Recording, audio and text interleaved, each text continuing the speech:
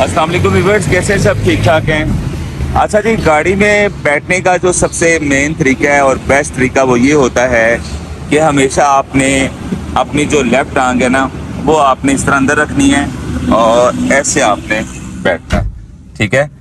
हमेशा जब भी गाड़ी में आप बैठें, अगर किसी की हाइट ज़्यादा है या मतलब होता है ना मुश्किल होती है गाड़ी में बैठते हुए, तो वो अक्सर मतलब फंस जाते हैं, यहाँ पे उनकी टांग फंस जाती है, बहुत मुश्किल से वो बैठ सकते हैं। तो सबसे पहले आपने वही तरीका अपनाना है कि हमेशा आपने जो आपकी लेफ्ट टांग है ना, ये लेफ्ट टांग ये आपने पहले अंदर रखनी जैसे मैंने अभी रखी, और फिर आप इजीली आराम से बैठ जाएंगे। ये है गाड़ी में बैठने का तरीका। पहले आपकी ये टांग आपके अंदर आएगी, ठीक है। और आप सब बताएं, सब ठीक ठाक हैं, खैरियत से हैं। आज डे 2 का आगाज कर रहा हूँ और आज हम सीखेंगे 3 पैडलों का यूज़ करना, रेस ब्रेक के बारे में समझेंगे, और दूसरी चीज़ जो है स्टीयरिंग को यूज़ करना सीखेंगे कि इसको कैसे रोटेट करते हैं या इसकी कितना मतलब ये कितना यूज़ होता है, इसके बारे में थोड़ा सा आज डिटेल वाइज मैं आपको बताऊंगा। और वीडियो पसंद आए तो ज़रूर आपने फीडबैक भी देना है और कमेंट करके लाजमी बताना है कि कैसी लगी आपको।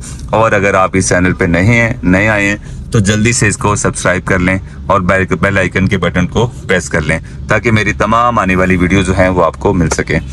तो चलते हैं अपने लेसन की तरफ। ये आप देख सकते हैं, ये है जी रेस पैडल, ये है ब्रेक पैडल और ये है क्लच पैडल, ठीक है जी। इसको एक्सीलेटर भी कहा जाता है और रेस पैडल भी कहा जाता है। ABC, एक्सीलेटर, ब्रेक पैडल और क्लच।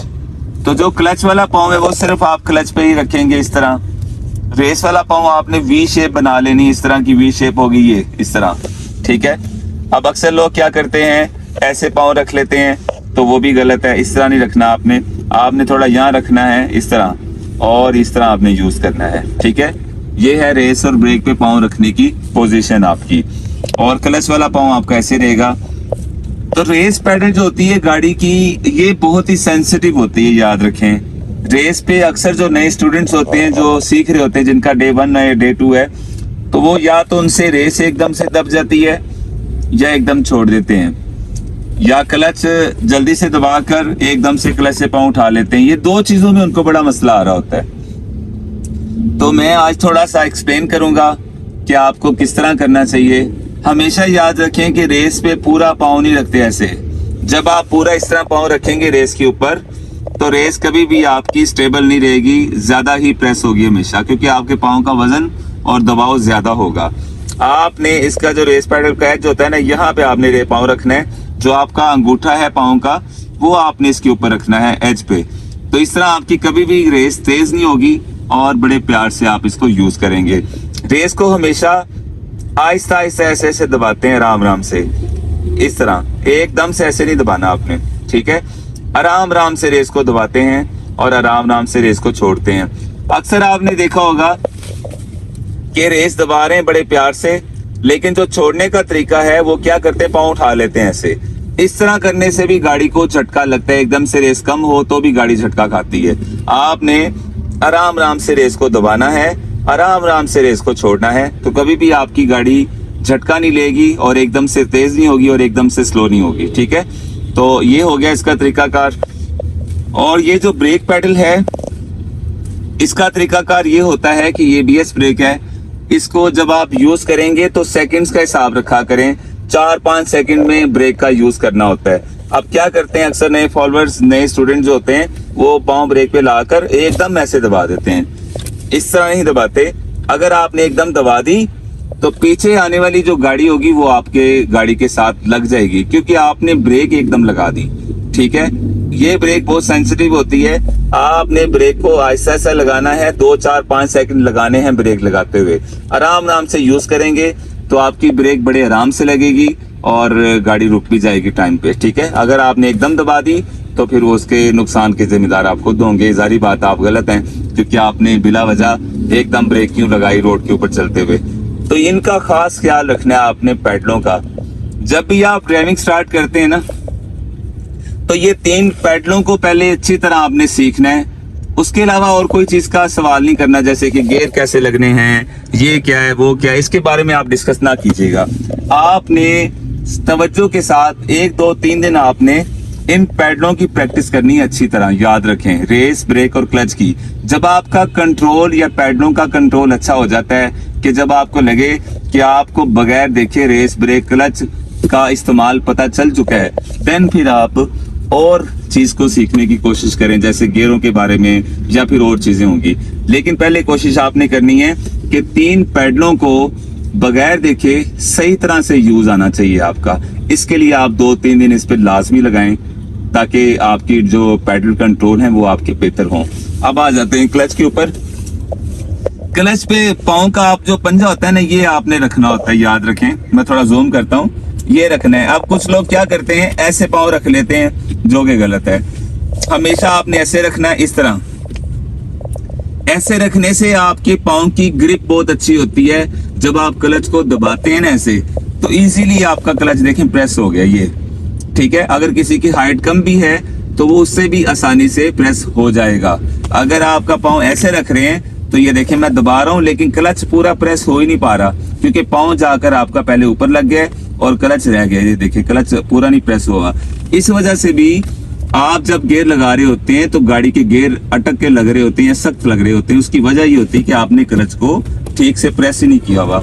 इसलिए क्लच को पूरा, इसके 3 स्टेप हैं। पाँव के पंजे से, नंबर 2 क्लच को जल्दी से, नंबर 3 क्लच को मुकम्मल प्रेस करना है आपने। इसे छोड़ने का तरीकाकार ये होता है कि हल्का सा एड़ी को उठा लें, ठीक है, और आहिस्ता आहिस्ता क्लच को छोड़ेंगे।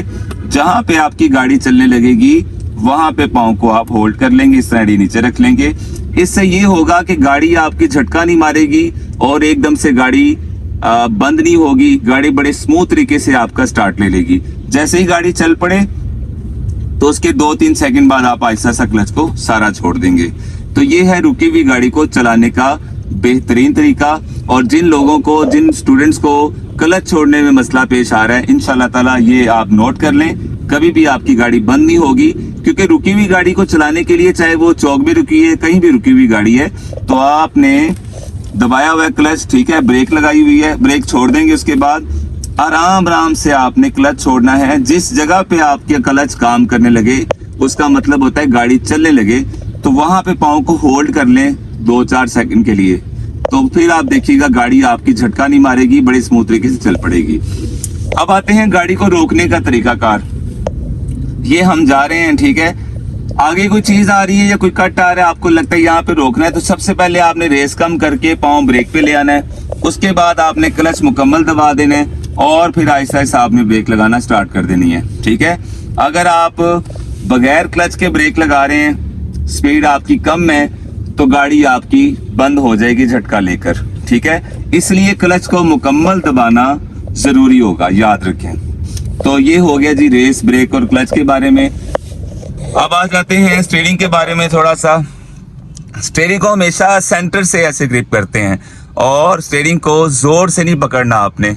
कुछ लोग जोर से पकड़ लेते हैं, इसका मतलब होता है कि आप अपने आप को पैनिक करके बैठे हुए हैं, आप बिल्कुल डरे हुए हैं। इस तरह नहीं बैठना आपने, हमेशा रिलैक्स होकर बैठे, अपनी बॉडी को रिलैक्स रखें। स्टीयरिंग को सेंटर से पकड़ना है। सेंटर से पकड़ने का फायदा ये होता है कि एक तो ये देखें आपकी एक्सेस हो जाती है लीवर्स पे, ये देखें कितने आराम से हम यूज कर रहे हैं, ठीक है। उसके बाद ये हॉर्न का यूज करना है तो आप थंब के साथ कर सकते हैं, ठीक है। अब कुछ लोग यहाँ हाथ रख लेते हैं, बताएं हॉर्न कैसे देंगे? वो तो फिर हाथ उठाना पड़ेगा ना, ऐसे उठाकर हॉर्न लगाना पड़ेगा, ऐसा दबाना पड़ेगा, तो ये गलत हो जाएगा। आपने यहाँ हाथ रखना है, इस तरह आपने यूज करना है। इसी तरह दूसरा हाथ भी इसके बराबर होगा। और जो यूज है स्टीयरिंग का, वो इंशाल्लाह फिर मैं आपको यू टर्न पे या कट पे कितना मोड़ना है, कैसे मोड़ना है, वो इंशाल्लाह फिर मैं आपको चलते हुए गाड़ी की वीडियो बनाकर तफसीलन बताऊंगा। और उम्मीद करूंगा कि जो आज मैंने आपको सिखाया है वो आपके लिए काफ़ी हेल्पफुल होगा। और ज़रूर आपने कमेंट करके फीडबैक देना है, ठीक है। अपना बहुत सारा ख्याल रखिएगा। Thank you so much. Allah हाफिज़।